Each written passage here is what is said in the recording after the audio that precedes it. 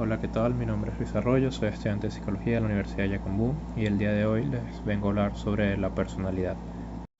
Ok, concepciones relacionadas con la presencia del inconsciente en el origen, formación y cambio de la personalidad. El inconsciente es un concepto central en la psicología y su papel en el origen, formación y cambio de la personalidad ha sido objeto de estudio durante mucho tiempo, prácticamente desde que la psicología es una ciencia. Con respecto al origen de la personalidad, según la teoría psicoanalítica de Sigmund Freud, el inconsciente es el origen de la personalidad. Freud creía que los primeros años de la vida son cruciales para el desarrollo de la personalidad y que estos eventos conocidos como traumas pueden ser olvidados o reprimidos, pero continúan influyendo en la personalidad a través de mecanismos de defensa del inconsciente. Respecto a la formación de la personalidad, el inconsciente también juega un papel muy importante, ya que las representaciones del inconsciente, bien sean pensamientos, sentimientos o recuerdos que han sido reprimidos, pueden influir en el comportamiento y la toma de decisiones. Por ejemplo, una persona que tiene una representación inconsciente de sí misma en la que se pone así como inferior, puede evitar situaciones sociales o sabotear sus propios logros. Con respecto al cambio en la personalidad, el inconsciente también puede ser un factor de cambio. Eh, un ejemplo de eso es la terapia psicoanalítica que, que se centra en hacer consciente el inconsciente para que el paciente pueda superar sus traumas y las representaciones inconscientes que están afectando su vida. Continuamos con la teoría del desarrollo de la personalidad, específicamente el modelo genético. Esta es una teoría freudiana sobre la personalidad en la cual se describen 5 fases del desarrollo psicosexual. Según esta teoría, el comportamiento humano está regido en gran medida por la búsqueda de la gratificación en relación a las zonas erógenas del cuerpo, cuya importancia depende de la edad. Durante el primer año de vida tiene lugar la fase oral, en la cual la conducta se centra en la boca. Así, los bebés tienden a morder y a succionar los objetos para investigarlos y obtener placer. En el segundo año, la zona erógena principal es el ano, por lo que los pequeños de esta edad tienden a estar centrados en la excreción. Por eso Freud habla de la fase anal. El siguiente estadio es la fase fálica, que se da entre los 3 y los 5 años. Durante este periodo se producen los célebes complejos de Edipo y de castración.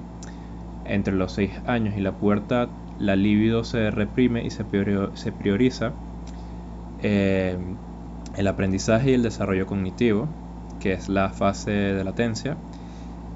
Finalmente, con la adolescencia llega la fase genital, que señala una madurez sexual en el individuo.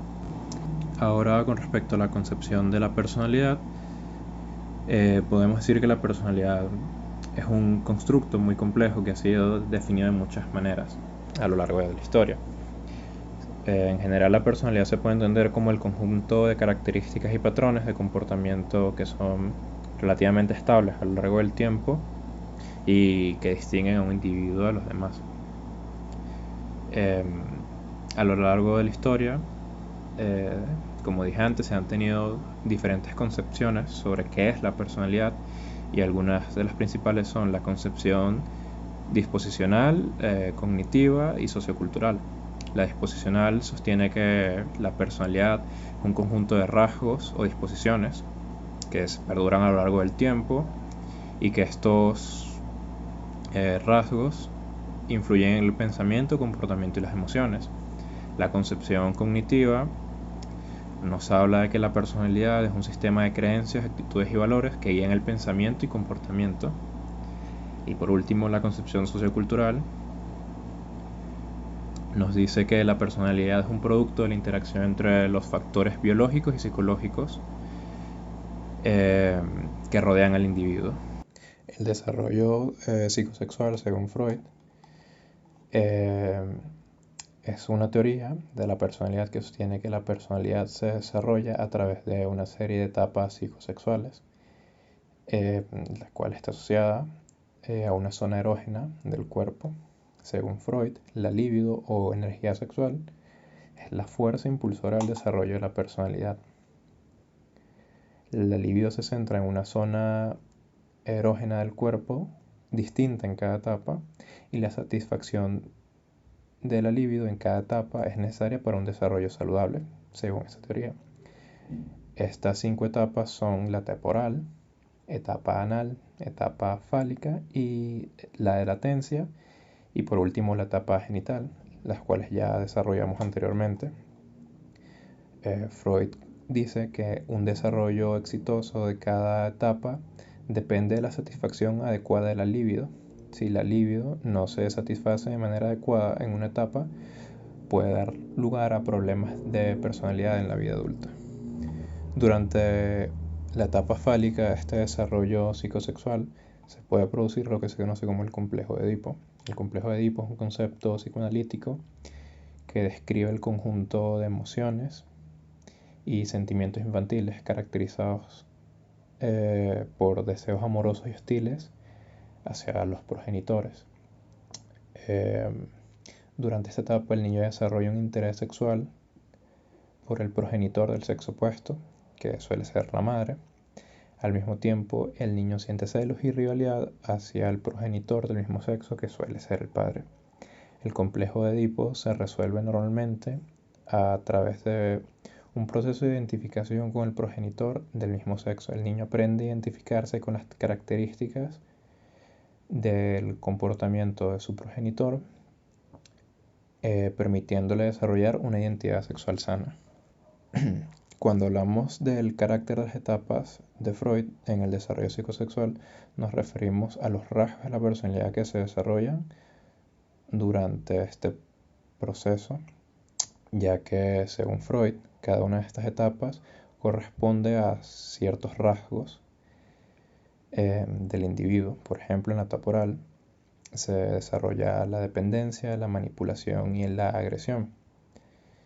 En la etapa anal, las características que se desarrollan incluyen el autocontrol, ya que el niño aprende a controlar sus esfínteres, las órdenes, ya que el niño puede ser ordenado y puede ser metódico, y la rebelión, en donde el niño se opone a las demandas de su padre. En la etapa fálica, las características son el complejo de Edipo, que lo explicamos anteriormente, el complejo de Electra, que es lo mismo que el complejo de Edipo, pero desde la perspectiva femenina, y la identificación, donde el niño se identifica con el progenitor del mismo sexo.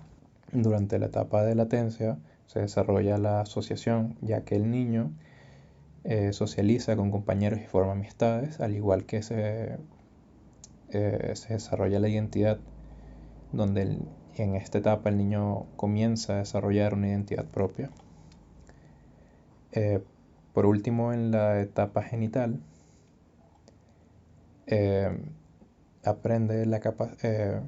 desarrolla, mejor dicho, no aprende, sino que desarrolla la capacidad de amar. El adulto es capaz de establecer relaciones íntimas y satisfactorias y adquiere la capacidad de reproducirse.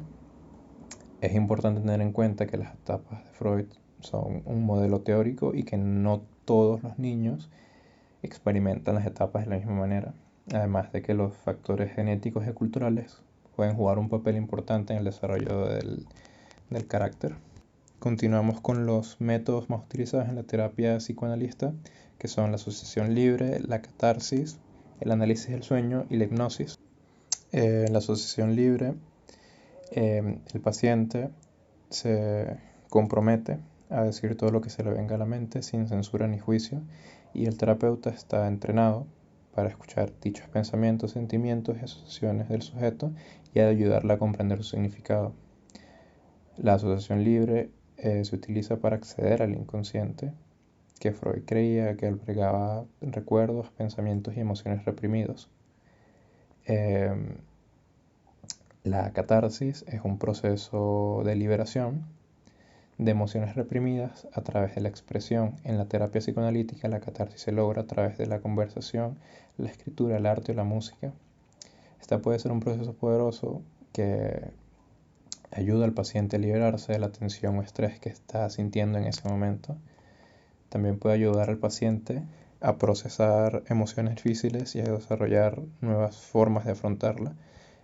En el análisis de los sueños, el terapeuta ayuda al paciente a comprender el significado de los sueños. Esto puede ayudar al paciente a tomar conciencia de los conflictos inconscientes que se presentan en los sueños y comenzar a resolverlos. Y por último, la hipnosis, un estado de concentración y relajación profunda, donde el paciente es más susceptible a la influencia del terapeuta. Esta se puede utilizar para acceder al inconsciente y ayudar al paciente a obtener recuerdos reprimidos. Es una herramienta muy útil que debe ser usada con cuidado por un profesional, y el terapeuta debe estar capacitado para la hipnosis y tener en cuenta los riesgos que tiene esta técnica. Para finalizar, hablaré de los tipos de la personalidad según Freud, teniendo en mente que Freud creía que la personalidad se desarrollaba a través de las etapas psicosexuales y la libido, y la satisfacción de la libido en estas etapas. Identificó tres tipos principales: la personalidad oral, anal y fálica. Las personas con una personalidad oral tienden a ser dependientes y buscan el placer a través de la boca. En esto entran comedores compulsivos, fumadores o adictos a las drogas. En el anal, las personas suelen ser controladoras y organizadas, al igual que metódicas, perfeccionistas y obstinadas. Por último, en la fálica, se caracteriza por personas extrovertidas, competitivas y tienden a ser carismáticas y seguras de sí mismas.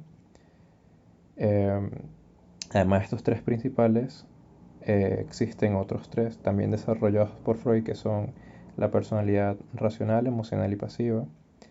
La racional son personas lógicas y objetivas, pueden ser racionales, distantes y frías.